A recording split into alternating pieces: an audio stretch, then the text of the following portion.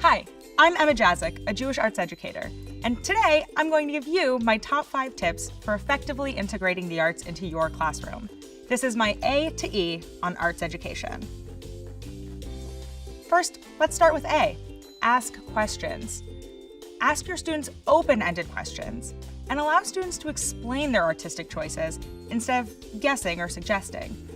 For example, you'll get a very different response if you say, "Tell me about your work," or "Why did you choose to use that color?" versus, "Is that a fire truck?" or "Aren't fire trucks usually red?" B. Build confidence.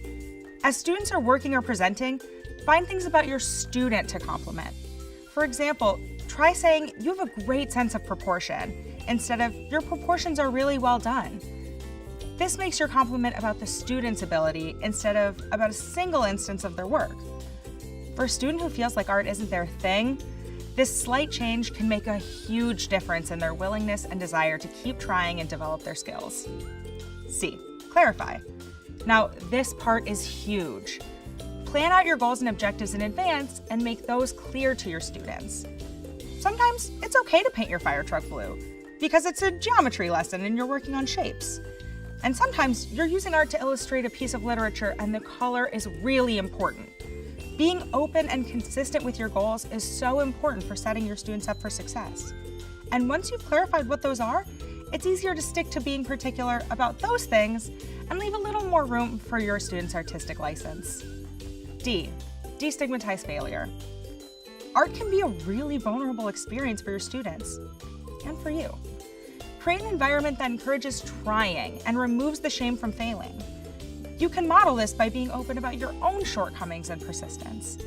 For example, it's okay to say, "I learned this trick when I struggled with this part too." For your students, you're one of their models of success. So if you can fail and keep trying, it tells them that they can do the same. Last but not least, E. Embrace your method.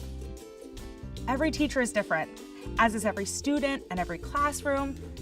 You know your teaching style, and you know your class, so find a way to make these tips work for you. Educational thought leader Elliot Eisner used to stress that the arts teach a number of lessons beyond technical skills, like how problems can have more than one answer, and how there are many ways to see and interpret the world. As long as you're using the arts with a purpose and staying true to who you are as a teacher, the rest will fall into place. If you'd like more ways for how to specifically use arts in your classroom, subscribe to this channel because we're rolling out a lot of new materials for educators. For instance, a whole stop-motion curriculum. See you soon.